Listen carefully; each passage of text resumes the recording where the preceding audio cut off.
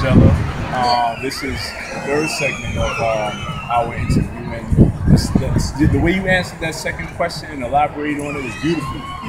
You brought up something that myself, as a student of the Most Honorable Elijah Muhammad, we have in our English lessons, English lesson number C1, where it states that, or it tells you that eating the wrong foods, cause us to be other than our own selves. So as you elaborated on eating these animals that are not in harmony or with their own nature, like certain cultures like kosher, Jewish, or halal Islamic cultures, the animals that they do eat, by the way, we shouldn't really be eating the acidic animals, but the animals that they do eat, they raise it under a certain environment. They feed it certain foods under certain atmospheres, so the spirit or the frequency of those animals will be in harmony with nature, so that way when those people eat it, they will not be suffering from those mental, physical, and spiritual diseases. So you brought up that good point beautifully about how you brought up earlier in the segment that got disconnected, mad cow disease, how cows are eating other cows and eating stuff they shouldn't be eating, and the cows are mad and we eat them and we mad. We become like mad cows. The public literally called it mad cow disease. It wasn't us. Right. The people didn't call it that. The public called it. So that means if the public called it mad cow disease, guess what? They got that information from the industry, the food industry that are populating the country. They got that information from the government, the food industry that's populating the country. Mad cow disease was not only one situation, but two or three, lots of situations that occurred under this mad cow disease. Why was this happening? Because cows was being injected with antibiotics. They wasn't eating their own diet. Okay, they first of all, if you think about it, cows are vegetarians by law, by nature. So here it is, and that goes to show you right there that if a cow that is a natural vegetarian gets sick off of other people's diet or other food substances, what happens to us? Because we're higher than cows. So if we're not eating our natural substance or our natural food source, what happens to us? Mad human disease.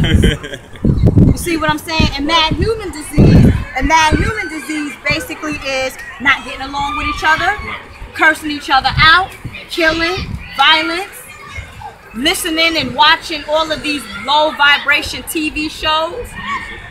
You see what I'm saying? That is mad human disease. We're mad. We're not even in tune with our spiritual self because of the food substances that has been genetically altering our DNA. Because that's what happened with the mad cow disease. They felt sick. They felt sick. They was upset. For those that are listening and watching again, Sister Magella and myself and a couple of others, we did a blog talk radio show last year where we spoke on the same topic, which is how to eat to live, natural diet, nutrition, etc., etc. And we had several callers call in and participated, and they offered their testimonies as to a couple of sisters had endometriosis, one brother, one sister had different forms of cancer. Do you remember one sister called from the Caribbean islands, and she said that she had a relative that reversed his HIV or AIDS status just with the natural diet alone. And then you also had a sister that called, she said she was on 14 different medications? She was on 14 different medications. And I believe her name is Priscilla something. She's one of my Facebook connects.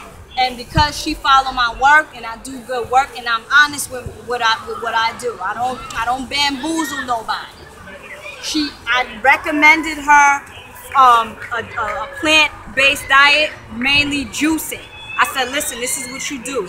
You juice collard greens and kale daily, and you're gonna change your illness that's happening with you now. She had a muscle spasm, she had pain and everything. I said, listen, this is what you do. You drink natural vegetable juice, and you will reverse this illness. Why? Because the body absorbs liquid quicker. And if you're drinking a liquid or you're drinking food that has nutrients in it, what you're doing is you're feeding yourself. You're feeding your cells, you're rejuvenating your cells, and you're removing or eliminating mucus from the body. And that's the key of reversing dietary illnesses or any type of illness that is embedded within the body. You have to remove the mucus out of your system and then rejuvenate it and give the body energy. And that's only through a plant-based diet or chlorophyll-based diet, which is also a plant-based diet. Another beautiful elaboration, Sister Magella. It's beautiful. All right. Thanks. For those that will say something, because you brought up in the last part, there was another part that we did. I think it may have got cut or it may have been part of this one. But you brought up how someone will say, well, it's from the earth, we can eat it. I just want to say this. Just because something's from the earth don't mean that you can eat it. As a matter of fact, can you eat anything that's what on this earth is not from this earth? You know what I mean? So, I mean, just because a piece of metal is on the ground, it's metal. It's a metallic element. It could be a pure element. That don't mean it's edible. You know what I'm saying? Just because something crawls, a monkey, a squirrel, or something, a dog, just because it's here don't mean it's edible. But yeah, I just wanted to say that. All right, Sister Magella. Not only that, yeah. some things are toxic. Right. Most food substances has acid forming properties. Right. Like some people don't know, spinach has a low acid content. Lots of people is constantly eating that spinach. But if you continue eating something that is acidic, right, that acidic level is going to build right within the blood. Right. So we have to be mindful of that. Right. So go on, brother. Okay. Yeah, that was a beautiful point that you brought up. All right, now, just me being in tune with the audience and the questions that would come from the audience, how would you recommend someone who's eating what we know is the standard American diet, and they want to go to a natural, plant-based or nutritional diet, how would you recommend them do it? Is it based on their willpower? Would you tell them to go about it cold turkey, or would you give them a step-by-step format? How would you go about giving someone the information or the guidance to transitioning from a low diet to a higher vibration diet? Well, first and foremost, I say to people, listen, what is your goal? Because everyone's goal is different. Some people just want to eliminate fish. Some people just want to eliminate chicken, etc., etc. First of all, what is your goal? How passionate are you in obtaining this goal? Because I'm only going to work according to your level of passion.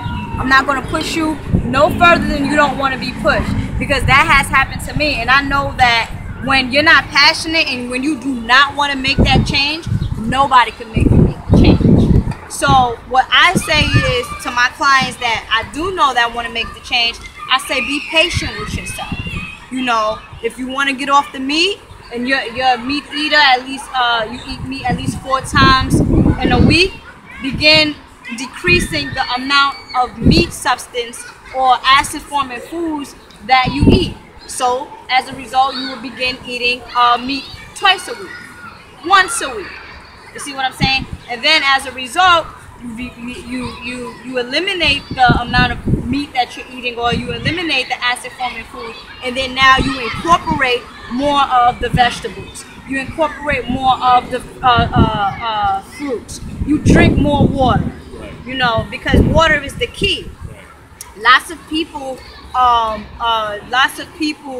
they mistaken dehydration for hunger. Most of people suffer from dehydration. Your body is thirsty. But what you do, you mistake it for hunger, and what else you do? You eat the Burger King, you eat the McDonald's that is concentrated with salt, artificial sugar, and it keeps you under that mind control. You're drinking up all the soda. You see what I'm saying? You're drinking up all the soda. So you have to begin to now know your body type. Okay, what body type am I? What am I addicted to? Where is my weaknesses? Where is my strengths? Okay, I can do this. All right, if I could eliminate meat if I could eliminate meat twice a week, then I'm gonna eliminate meat twice a week. If I could eliminate it 3 times a week, I'm gonna eliminate it 3 times a week. But the key here is to be patient with yourself. Be patient with yourself. Remain consistent with what you do. You know, Another thing is when you're on this transition diet, which this I didn't practice, but when you're on this transition diet, you want to also be cleansing the body, and that's with natural herbs. You know, you want to remove the mucus and you want to remove the toxins. You want to cleanse the body, because it doesn't make sense to constantly keep, you know, eating while you still got junk packed up in your digestive tract, even when you're trying to do this transition diet. You see what I'm saying? So be patient with yourself. You know, that's the steps that I tell people.